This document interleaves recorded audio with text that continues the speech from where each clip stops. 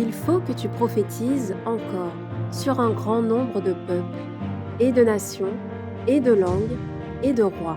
Apocalypse 10, verset 11. Telle est la mission que nous avons accepté de remplir jusqu'à ce que la terre soit éclairée de la gloire de Dieu.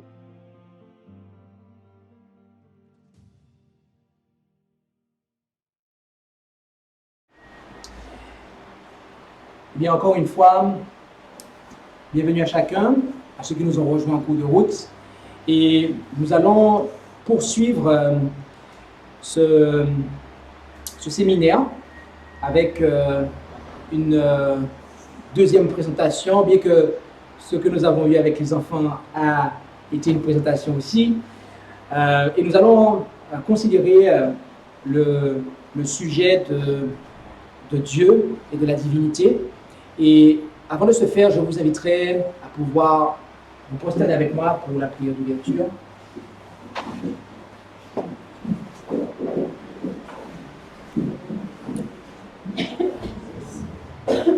Notre Dieu, notre Père céleste, nous te remercions pour ta parole que tu nous as donnée. Et nous désirons poursuivre notre étude de cette parole. Alors que nous allons le faire, nous te prions de bénir chacun d'entre nous. Que cette parole devienne de plus en plus claire à nous qui avons ce désir, cette soif de l'étudier. Que cela soit pour ta gloire et pour que nous puissions toujours plus nous rapprocher de toi. Et nous t'en prions au nom de Jésus, Père. Amen. Amen.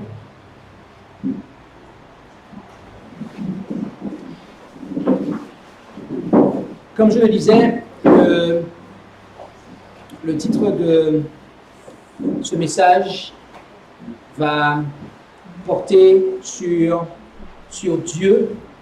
En Apocalypse 14, au verset 6 et 7, il nous est dit la chose suivante. Apocalypse 14, versets 6 et 7. Nous lisons, pour rappel, le premier qui a trouvé lève la main. Comme ça, je sais que je peux lire. Très bien. Et je vis un autre ange qui volait au milieu du ciel, portant l'évangile éternel, pour l'annoncer à ceux qui habitent sur la terre, à toute nation et tribu et langue et peuple. L'ange ici, eh bien, peut être considéré comme un ange littéral qui chapeaute l'œuvre, mais dans la Bible, le mot ange a pour signification aussi de messager. Lorsque Jean-Baptiste a envoyé ses messagers auprès de Jésus, eh bien, le mot grec qui a été employé, c'est le mot angelos, c'est le même terme qui a été employé ici. Donc, cela fait aussi référence à des messagers ou un peuple de messagers qui annoncent cet évangile. Et nous croyons que à compter de 1844, Dieu a suscité un peuple duquel il est fait mention sous la forme de prophète en Apocalypse 10, où il est dit « Et je pris le petit livre de la main de l'ange et le dévorai, et il fut doux de ma bouche comme du miel. Mais quand je l'eusse avalé, mes entrailles furent remplies d'amertume. Alors il me dit, il faut que tu prophétises encore sur un grand nombre de peuples et de nations et de langues et de rois. » Et ces propos, eh bien, s'associent parfaitement avec ce que nous avons dans ce message, qui est justement annoncé à toute nation, tribu, langue et peuple. Donc, il y a vraiment un peuple que Dieu a suscité, de manière à pouvoir prophétiser ainsi. Prophétiser le message des trois anges. Le message des trois anges, bien aimés, c'est un message prophétique. Et Dieu a suscité les pionniers adventistes du 7e jour pour justement commencé cette œuvre de proclamation du message des trois anges, à compter notamment de 1844, bien que la proclamation du message du premier ange avait commencé avant, ainsi que celle du second, mais le troisième ange, c'est véritablement à partir de 1844. Et donc, c'est un peuple qui annonce l'évangile éternel, la vérité présente, à toute nation, tribu, langue et peuple. Vous allez me dire, mais pourquoi tu nous parles de ça? Tu nous as dit que tu nous parleras de Dieu, en fait. Pourquoi tu nous parles des pionniers? C'est quoi le rapport, en fait? Oh, mes amis, c'est que les proclamateurs que Dieu a suscités pour annoncer l'évangile éternel, ils ont vraiment proclamé l'évangile éternel. La prophétie s'est vraiment accomplie, en fait. La prophétie d'Apocalypse 10 qu'on a lu tout à l'heure, il faut que tu prophétises. Elle s'est vraiment accomplie. Et donc, le message qu'ils ont annoncé, c'est l'évangile éternel, c'est la vérité présente, en fait. Ce n'est pas depuis quelques années qu'on s'est mis à annoncer l'évangile éternel. Non. Depuis ce moment-là, Dieu a eu un peuple qui a enseigné la vérité. Un peuple qui a enseigné la vérité. Et le verset 7 nous dit, en disant d'une voix forte, craignez Dieu et lui donnez gloire. Et je m'arrêterai là. Notez ici que on nous parle de Dieu. C'est l'un des premiers éléments de ce message. Dieu. Est-ce que vous savez ce qu'est un interlinéaire? Un interlinéaire, c'est une Bible, en fait, qui vous permet de voir le français à côté du texte original hébreu ou grec. D'accord? Et lorsque vous prenez une Bible interlinéaire, pour ceux qui ne parlent pas l'hébreu ou le grec, et pour ceux qui parlent l'hébreu ou le grec, ils peuvent le lire directement, mais il y a quelque chose dans le texte original grec, ici. Le texte nous dit ici, craignez Dieu. Ok, mais ça c'est ce que le texte en français dit. Le texte grec dit, craignez le Dieu. Un article défini. Un article défini qui est placé devant Dieu et qui n'est jamais traduit en français et dans la Bible en anglais aussi. Et l'article ton théons. Craignez le Dieu. Un article défini. Si je vous dis que il y a, pour reprendre l'exemple de tout à l'heure, je vous dis, prenez-moi un verre. Oh, vous avez le choix. Vous pouvez prendre celui-là, vous pouvez prendre ceux qui sont là. Un verre, c'est qu'il y en a parmi tant d'autres, en fait. Parce que le mot un, c'est un article qui est indéfini, en fait. Mais si je vous dis, apportez-moi le verre, là, vous savez que c'est un verre très précis.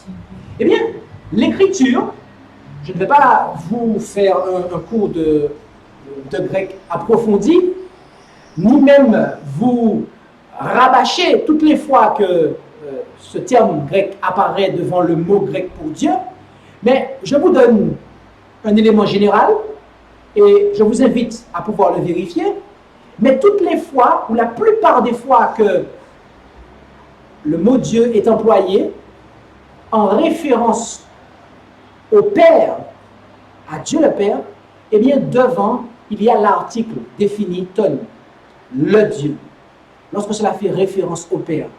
Donc ici, en fait, l'évangile, le commencement de l'évangile, c'est quoi en fait? Eh bien, c'est déjà d'être au clair sur la personne de Dieu. Qui est Dieu? Oui, qui est-ce qu'on adore en fait? Qui est-ce qu'on adore? Et rendons-nous en Deutéronome 6, verset 4. Où allons-nous? Deutéronome 6, verset 4. Nous allons voir que le message des trois anges, il nous ramène en fait à ce qui a toujours été. Deutéronome 6, verset 4. Je vais lire. Écoute Israël, l'Éternel notre Dieu est le seul. Est-il dit? Il est le seul éternel. Ce texte-là établit le cœur du judaïsme comme étant le monothéisme. D'accord? Et le judaïsme est monothéiste. Et ici, il est question d'une unité. Ce qui est démontré en Marc 12, au verset 38 à 34. Marc 12, verset 38 à 34. Marc 12, verset 28 à 34, oui. Où il est dit, alors un des scribes qui les avait entendus disputer ensemble, voyant qu'il leur avait bien répondu, s'approcha et lui demanda, quel est le premier de tous les commandements? Jésus lui répondit, le premier, d'accord, de tous les commandements, c'est écoute Israël, le Seigneur notre Dieu est le seul Seigneur. Tu aimeras le Seigneur ton Dieu de tout ton cœur, de toute ton âme, de toute ta pensée, de toute ta force. C'est là le premier commandement. Et voici le second qui lui est semblable. Tu aimeras ton prochain comme toi-même. Il n'y a point d'autre commandement plus grand que ceci.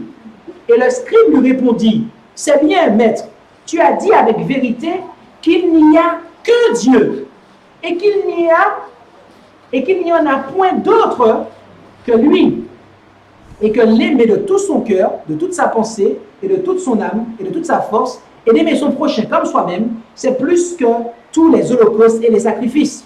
Jésus, voyant qu'il avait répondu en homme intelligent, lui dit, tu n'es pas éloigné du royaume de Dieu.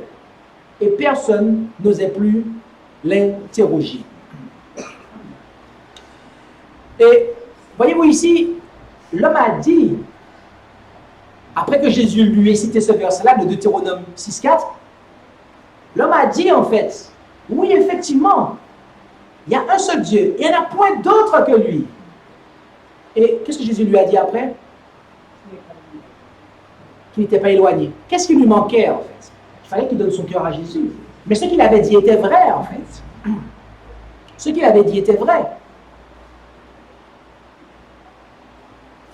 Bien aimé, ici, l'Écriture nous parle d'un seul Dieu. Il n'y a pas d'autre que lui, comme étant ce Dieu unique. Il ne se compose pas de trois entités. En effet, Jésus lui-même va nous dire quelque chose en Jean 17. En Jean 17, versets 1 à 3. Jean 17, versets 1 à 3.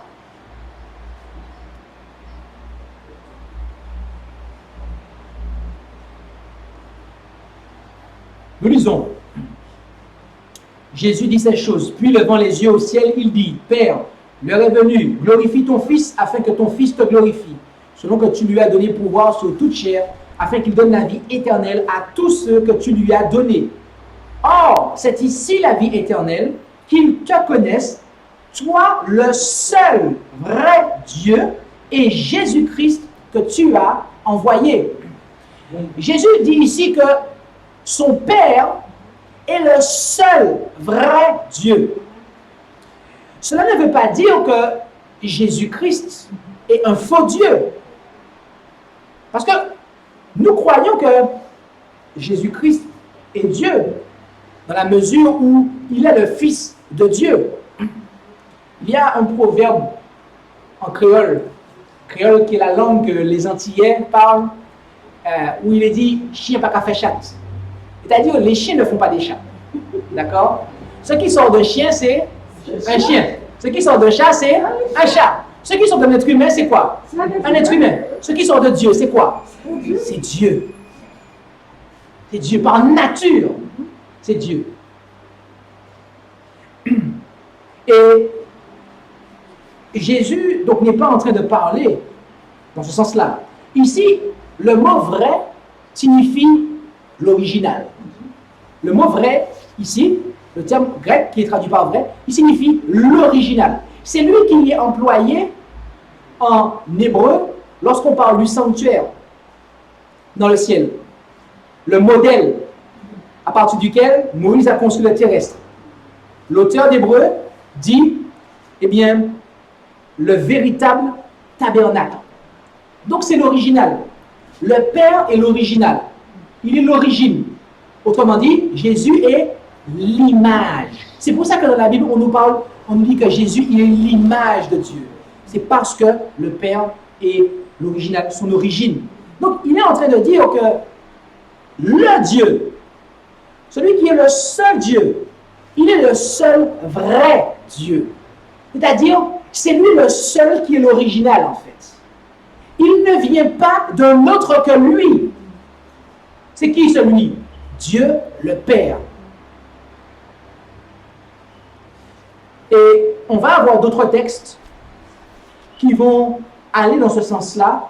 Par exemple, en 1 Corinthiens 8, verset 6, voyons-nous? 1 Corinthiens 8, verset 6, c'est exact.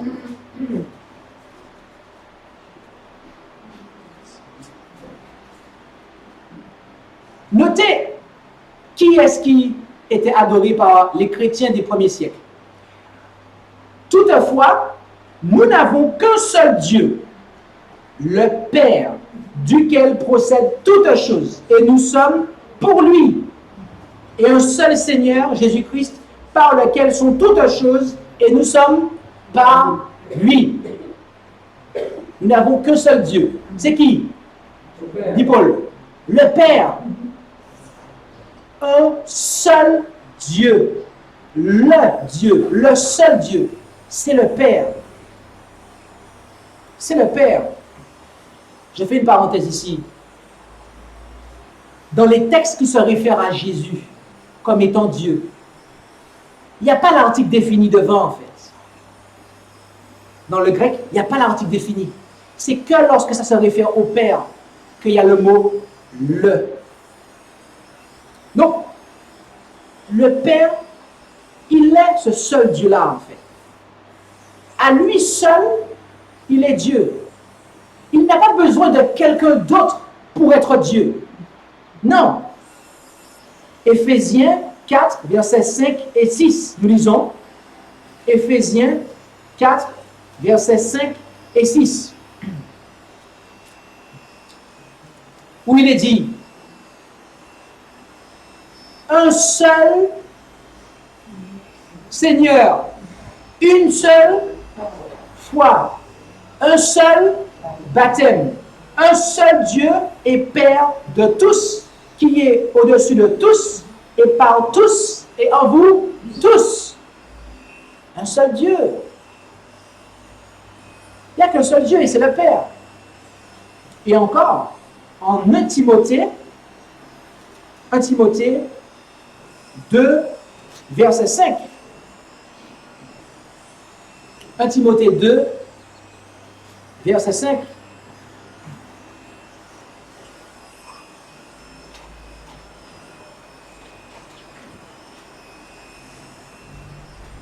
Timothée 2, verset 5. Il est dit: car cela est bon et agréable aux yeux. Alors, je reprends. 1 Timothée 2, verset 5. Car il y a un seul Dieu et un seul médiateur entre Dieu et les hommes, Jésus-Christ, homme. Amen. Donc, là encore, il n'y a qu'un seul Dieu. Et comme on le voit avec tout ce qu'on a vu depuis tout à l'heure, ce seul Dieu-là, c'est le Père. C'est lui qui est ce Dieu que nous devons craindre. Le Dieu. Il est le Dieu que nous devons craindre. C'est le premier aspect de l'évangile éternel. De savoir qui est Dieu. de le connaître. Lui, le seul vrai Dieu, et Jésus-Christ qui l'a envoyé. En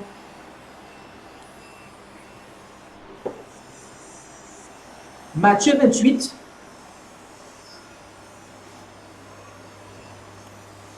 verset 19, voilà-nous. C'est exact. Matthieu 28, verset 19, il est dit, c'est Jésus qui parle, allez donc et instruisez toutes les nations, les baptisant au nom du Père, du Fils et du Saint-Esprit. Beaucoup de personnes, de chrétiens, prennent ce texte et disent, mais là, on a un enseignement en fait qui vient amener quelque chose de différent à ce que vous dites là, pasteur. Est-ce que la Bible se contredit? Non. Alors, gardez un doigt dans ce passage-là. OK? Mettez un bic, mettez un marque-page, et on va prendre le texte parallèle, et on va les examiner ensemble. 2 Corinthiens 13, verset 13. Voilà-nous? 2 Corinthiens 13. C'est exact.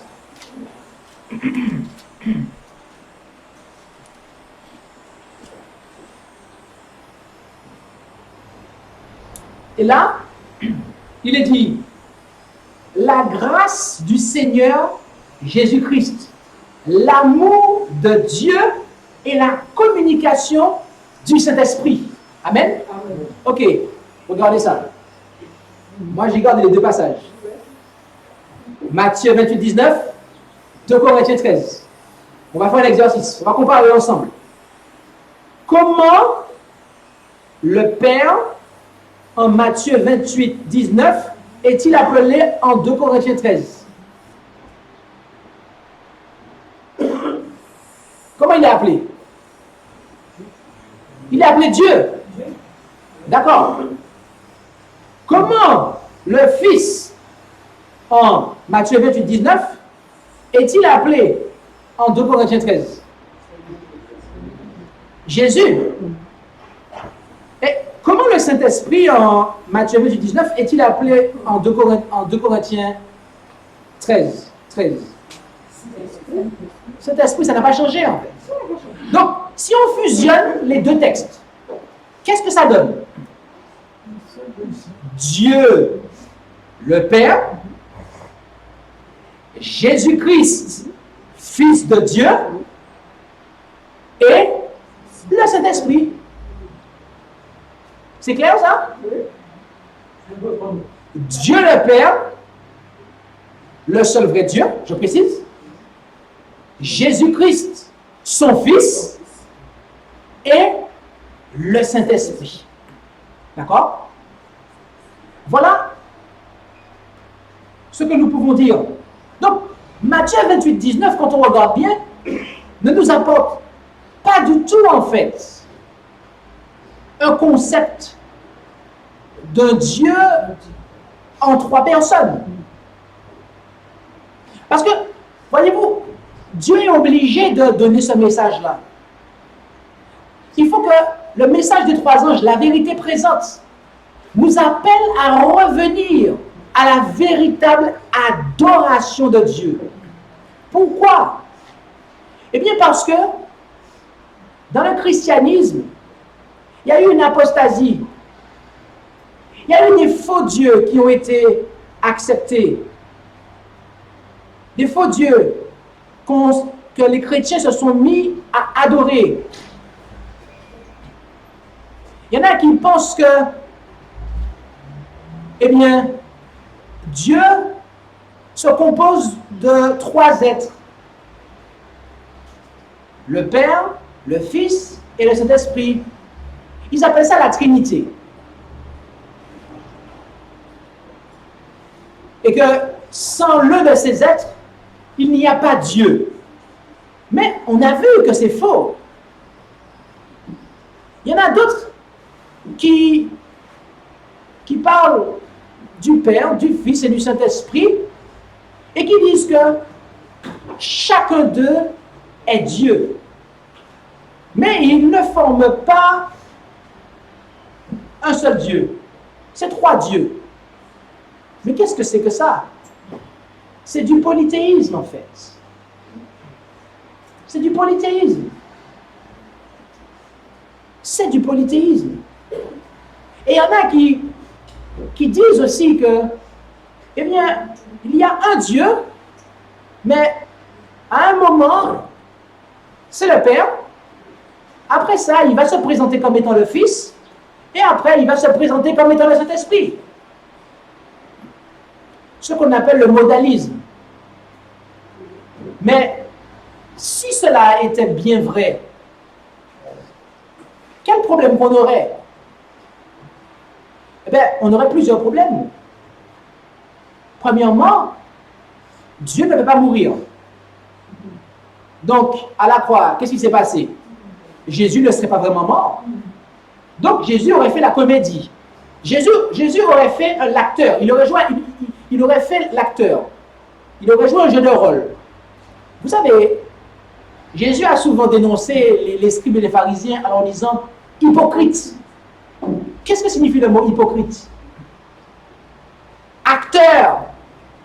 C'est-à-dire que vous vous comportez d'une façon devant les gens, mais en réalité, c'est pas ce que vous êtes. Est-ce que Jésus pouvait vraiment dénoncer les pharisiens comme étant des acteurs, des hypocrites, et lui-même à la croix faire semblant de mourir? Dites-le moi. Est-ce que Jésus aurait pu faire ça? Non! Jésus n'aurait pas pu faire ça. Parce que s'il avait fait ça, il aurait péché. Il nous aurait menti. Ça aurait été un mensonge. Mais il n'a pas fait ça. Et donc, nous comprenons que c'est par rapport à toutes ces hérésies, toutes ces fausses doctrines sur Dieu que Dieu nous appelle à revenir à cette véritable adoration. À cette véritable adoration. Et il est important pour nous d'être au clair sur ces choses-là. Il est vraiment important pour nous d'être au clair sur ces choses-là. Mais alors, de quoi parlons-nous? De quoi parlons-nous? Certains disent la Trinité. D'autres disent le tritéisme. D'autres disent le modalisme. Mais que dit la parole de Dieu? Que dit la parole de Dieu par rapport au seul vrai Dieu, le Père, celui qui est immortel, celui qui existe par lui-même? Que dit la parole de Dieu par rapport à Jésus-Christ, son Fils? Et que dit la parole de Dieu par rapport au Saint-Esprit? Rendons-nous en Acte 17. Acte 17. Et lisons du verset 29 au verset 31. Acte 17, verset 29 au verset 31. On a trouvé? Ok? Étant donc de la race de Dieu. De quel Dieu on parle ici? Le Dieu. Nous ne devons pas croire que la divinité soit semblable à de l'or ou à de l'argent. Notez ici que on a substitué en fait le Dieu à la divinité. Ok? À de l'argent ou à de la pierre taillée par l'art et l'industrie des hommes.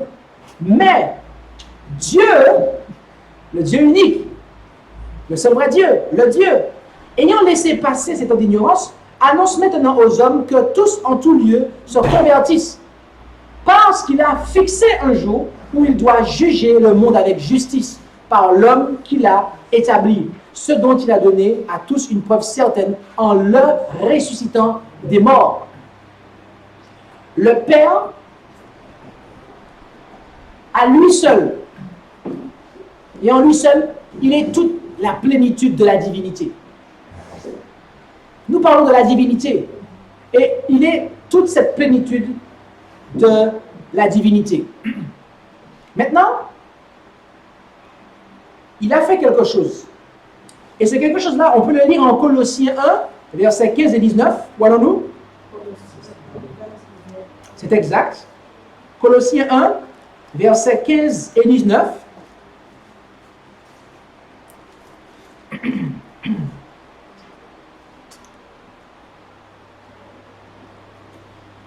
Où nous lisons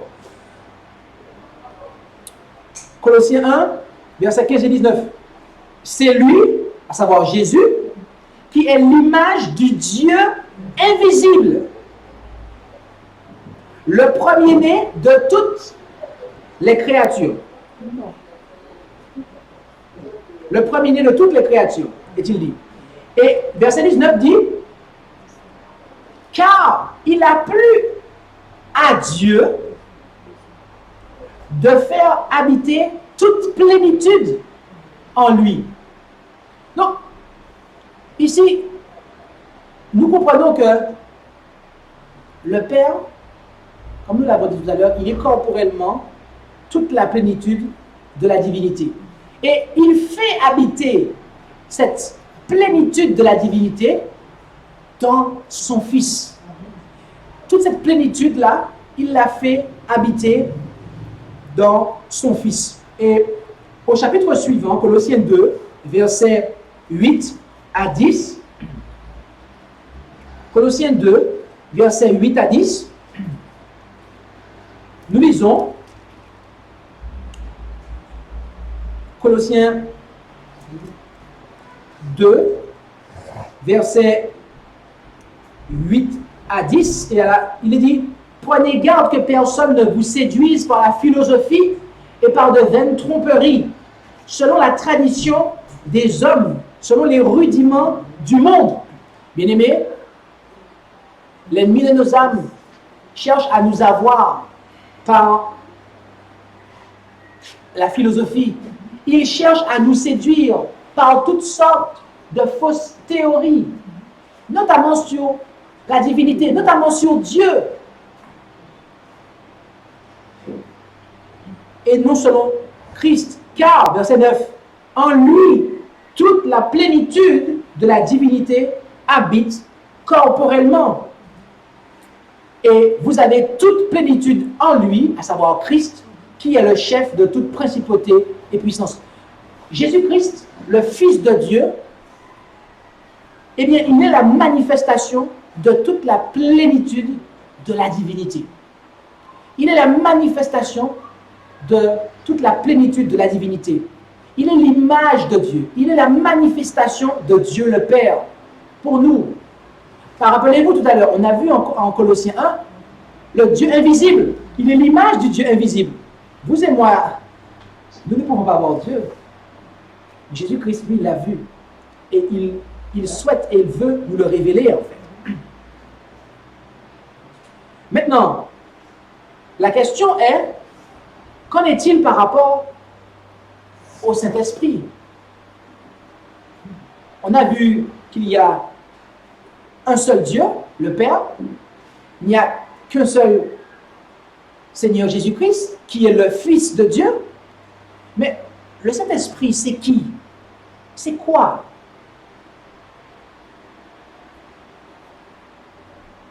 Rendons-nous en Jean 14.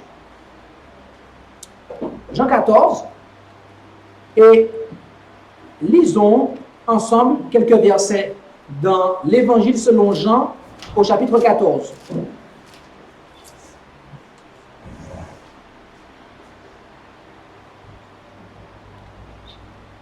C'est bon?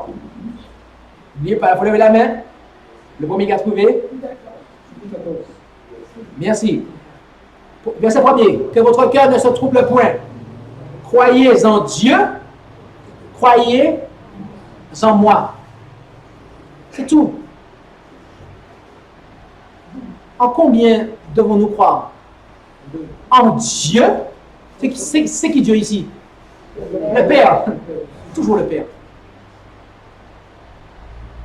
Le Dieu. Il faut croire en lui. Mais aussi en son Fils, Jésus-Christ.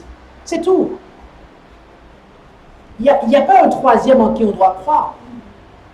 Donc cela montre déjà en fait qu'il n'y a pas de troisième maître. Non. Au verset 6, on l'a vu tout à l'heure dans la première présentation, Jésus dit qu'il est la vérité. Je suis le chemin, la vérité et la vie. D'accord? Et ensuite, il va après dire au verset,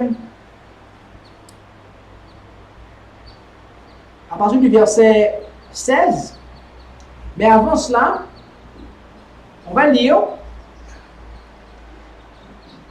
avec le verset 17.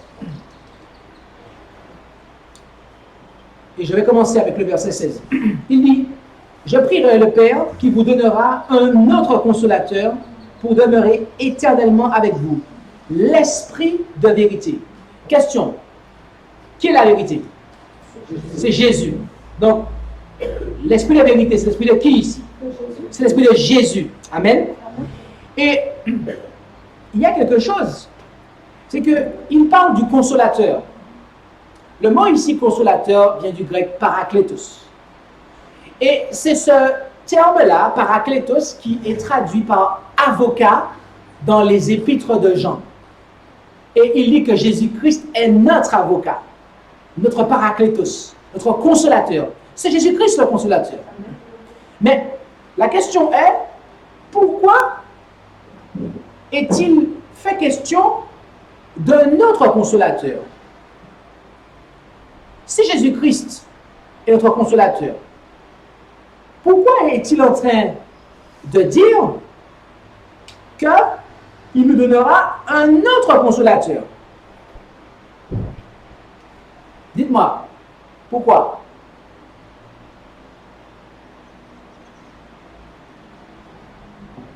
Cette eau, elle est bonne.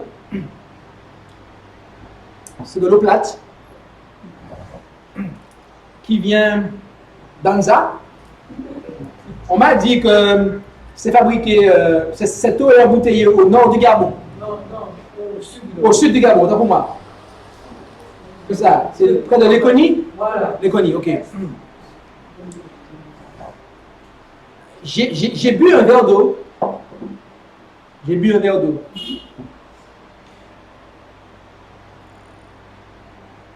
Mais j'ai encore soif.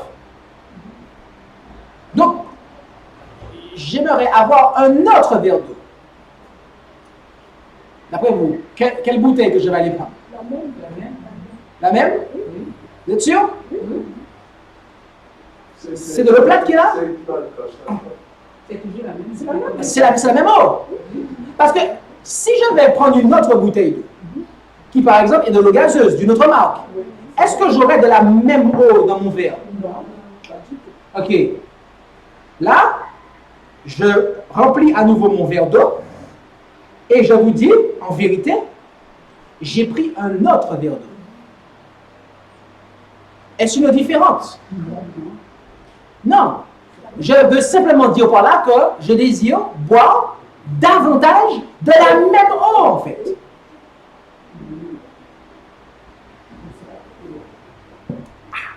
Eh bien, voyez-vous, c'est la même chose que Jésus-Christ fait ici.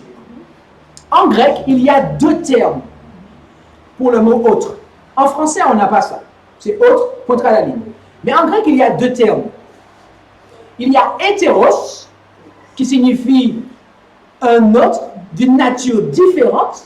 C'est pour ça qu'on hétéros, c'est de là qu'on tire le terme hétérosexuel. Donc, c'est deux sexes différents. D'accord? Et opposé à hétéros, hétéros, qui je le rappelle, signifie autre d'une nature différente, nous avons le terme allos. Allos qui signifie un autre, mais de la même nature. Et ici, Jésus, ce qui est employé ici, dans sa bouche, c'est le terme allos, en fait. C'est un autre de la même nature, davantage du même. L'esprit de vérité que le monde ne peut recevoir parce qu'il ne le voit point et ne le connaît point. Mais vous, vous le connaissez parce qu'il demeure avec vous et qu'il sera en vous. Qui est-ce qui était avec eux à ce moment-là? C'était Jésus. Donc, qui est-ce qui allait être en eux? L'esprit de Jésus. Jésus par son esprit. Parce que Jésus ne pourrait pas venir et mettre son corps dans mon corps et faire ça pour tout le monde, c'est pas possible. Mais par son esprit, ça lui sera possible. Verset 18, je ne vous laisserai point orphelin, je viens à vous. C'est lui qui viendra. Il ne nous laissera pas orphelins, sans consolation. C'est lui-même qui va nous consoler par son esprit. Et voyez-vous, cela se vérifie car au verset 26, il dit, le consolateur, le Saint-Esprit que le Père enverra en mon nom, vous enseignera toutes choses et vous remettra en mémoire toutes celles que je vous ai dites. Gardez bien ça à l'esprit. Mettez un marque-page ici et rendons-nous en Apocalypse 5 ainsi que, et lisons le verset 6. Apocalypse 5 et lisons le verset 6 où il est dit, Apocalypse 5, verset 6.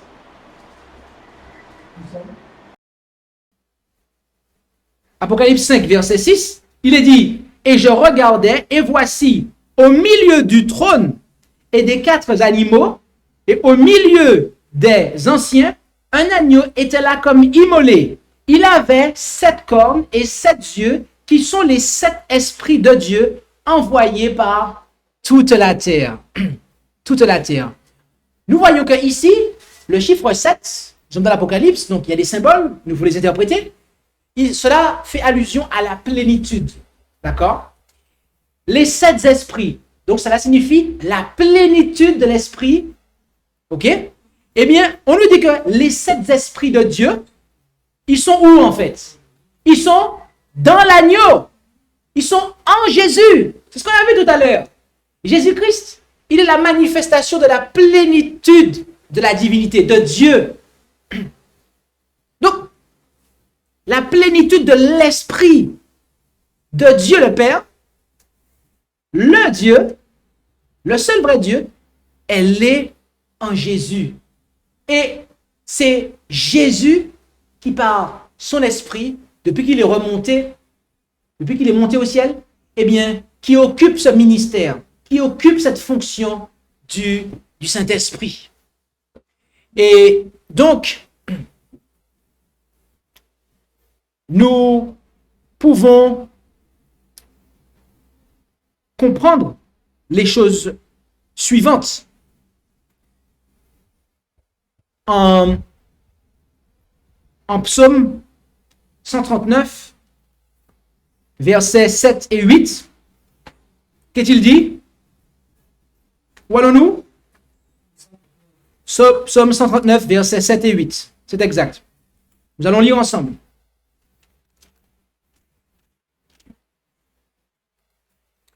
« 7 et 8. Il est dit, « Où irai-je loin de ton esprit, et où fuirai-je loin de ta face? Si je monte aux cieux, tu y es, et si je me couche au sépulcre, t'y voilà. » Qu'est-ce qu'on apprend ici en fait? Eh bien que l'esprit de Dieu, c'est ce qui permet à Dieu de pouvoir être partout présent. Dieu, il est à un endroit bien précis en fait. Il est dans un endroit bien précis, physiquement parlant. Un endroit où les anges vont se présenter devant lui, vont se prosterner devant lui. On le voit en Job. Au début, on voit que les fils de Dieu étaient réunis avec Dieu et que Satan lui-même s'est présenté. Donc, il y a bel et bien un endroit où Dieu est présent, physiquement parlant, où on peut se présenter devant lui, où on peut le voir, où on peut le toucher. Mais le moyen par lequel la divinité vient jusqu'à nous, en chacun d'entre nous, eh bien, c'est par le Saint-Esprit. Le Saint-Esprit, c'est l'omniprésence de la divinité. D'accord? Le Saint-Esprit n'est pas un individu séparé de Dieu, une intelligence séparée de Dieu ou de Jésus. Il n'y a pas dans le ciel une table autour de laquelle parfois sont assis trois individus qui parlent ensemble et qui prennent des décisions. Non! Vous savez, je suis responsable d'une association. Et dans cette association, il y a 3 portefeuilles. Autrement dit, il y a 3 fonctions. Alors, je parle spécifiquement d'une association en particulier, parce que je suis responsable de plusieurs associations. Mais parmi l'une des associations, je précise, de laquelle je suis responsable, il y a 3 fonctions. Il y a celle de président. Ensuite, il y a celle de secrétaire, le secrétaire. Et après, il y a celle de trésorier. Et lorsque il y a une réunion, les 3 fonctions sont remplies. Et lorsque nous faisons le procès verbal, eh bien, on précise. Le président était là, la secrétaire était là, le trésorier était là. Sauf que il y a 3 fonctions, mais il n'y a que 2 personnes qui assument ces 3 fonctions-là. Oui, le président, c'est le président, et il n'assume qu'une seule fonction, mais le trésorier assume aussi la fonction de secrétaire. Donc, il y a 3 fonctions, mais 2 individus, en fait. 3 fonctions, 2 individus. 2 individus, 3 fonctions, parce qu'il y a un des 2 qui assume 2 fonctions. C'est la même chose dans le ciel. C'est la même chose. On nous parle du Père, du Fils et du Saint-Esprit. Autrement dit, de Dieu le Père, de Jésus-Christ son Fils et du Saint-Esprit, parce que vous et moi, nous avons besoin de recevoir la vie de Dieu par son Fils Jésus-Christ. Au Gabon, au Cameroun, en Côte d'Ivoire, au Togo, en France, au Canada, aux Antilles. Mais pour cela, il faut que Jésus-Christ vienne à nous.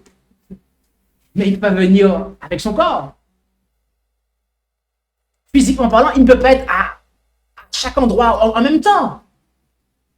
Alors comment faire cela en fait? C'est par le Saint-Esprit. C'est par le Saint-Esprit que cela sera possible. Et donc, bien que nous croyons qu'il y a un Père, un Fils et un Saint-Esprit, la Bible ne nous permet pas de croire que le Saint-Esprit est un être séparé de Dieu et de son Fils, au point de croire qu'il y aurait une Trinité, au point de croire qu'il y aurait un certain tritéisme.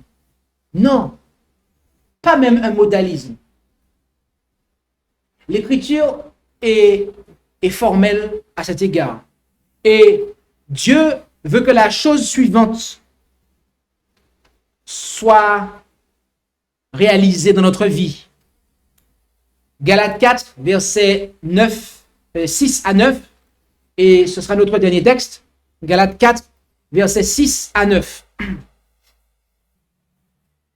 Galates 4, versets 6 à 9, où il est dit: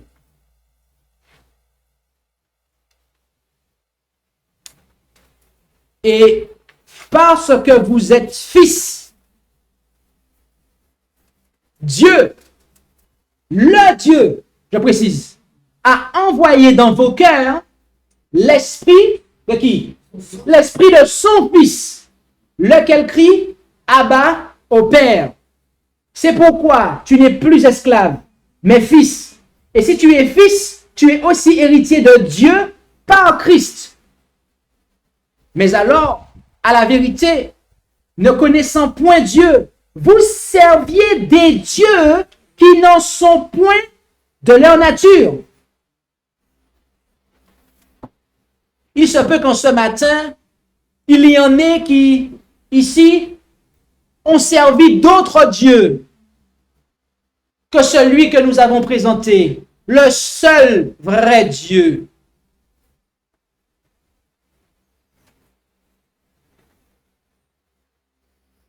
Il se peut qu'en ce matin,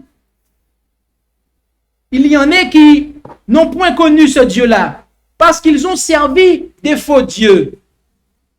La Trinité, le tritéisme, le modalisme, et encore etc., de isme, qui sont de faux dieux. Mais maintenant, vous avez connu Dieu, ou plutôt, vous avez été connu de Dieu. Comment retournerez-vous encore à ces faibles et misérables rudiments auxquels vous voulez vous assujettir de nouveau? Durant cette heure, le Dieu du ciel, par la prédication du message des 3 anges, vous a permis de comprendre qui il est, vous a permis d'avoir une juste conception de qui est ce vrai Dieu. Allez-vous retourner, après cette prédication, adorer des faux dieux? Allez-vous, après cette prédication, après ce sabbat, ou après mon départ, allez-vous retourner dans ces églises où on adore des faux dieux, où on adore la Trinité, le tritéisme, le modalisme, etc.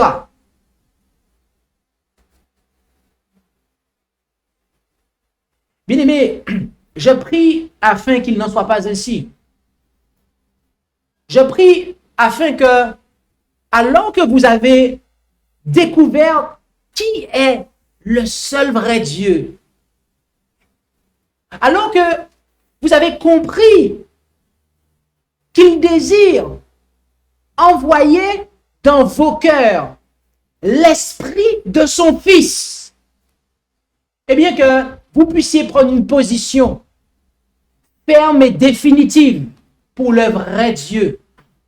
Car bien aimé, si vous ne prenez pas de position ferme et définitive pour le vrai Dieu, qu'est-ce qui va se passer? Qu'est-ce qui va se passer? Qu'est-ce qu'il y a? Qu'est-ce qu'il y a après le message des 3 anges? Le retour de Jésus. Et qu'est-ce que Dieu fait pour nous préparer au retour de Jésus? Il nous envoie un triple message, le message des 3 anges. Or, la première partie de ce message nous demande de craindre le Dieu. C'est-à-dire que cela nous invite à être au clair sur qui est Dieu. Il va nous demander de le craindre et même de l'adorer. On verra ça plus tard tout à l'heure. Là, pour l'instant, on parle que de Dieu. Mais comment faire si on ne s'attache pas à la vérité présente, à l'évangile éternel?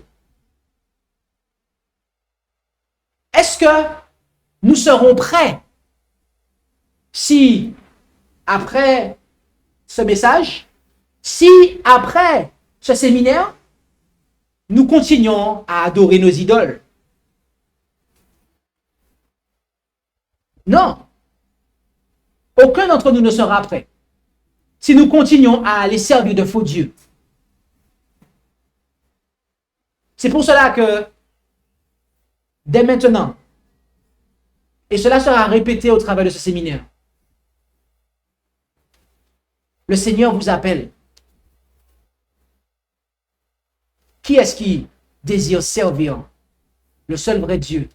Obéir à la vérité présente, à l'évangile éternel. Levez la main. Montrez-le à Dieu. Montrez-le aux anges. À Dieu, à son Fils, aux saints anges et aux hommes que vous voulez le servir. Prions. Prosternons-nous et prions.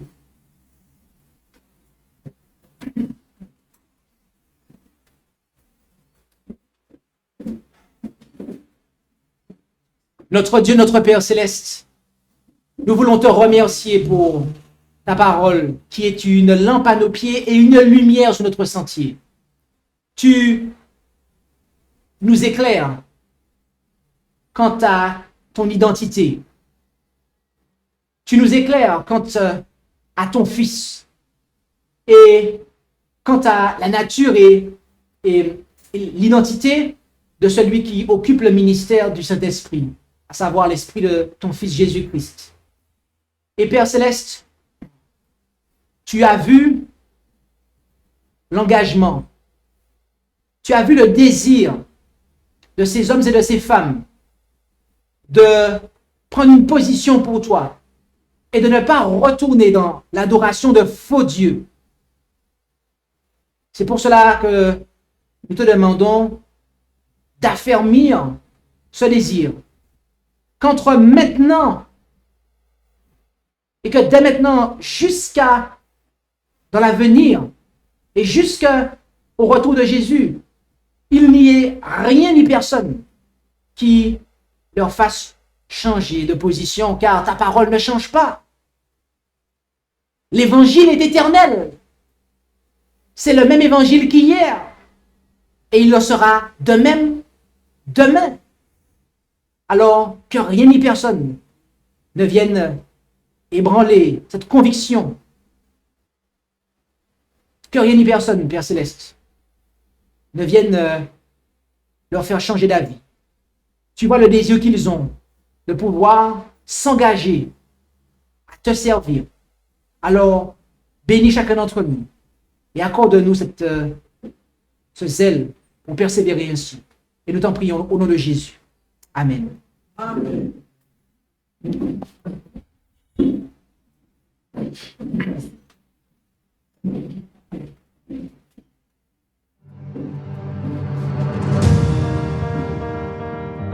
Merci d'avoir écouté cette présentation. Si vous souhaitez prendre part à la mission que Jésus-Christ confia à notre Église, contactez-nous via les coordonnées présentes sur la page à propos de notre chaîne YouTube.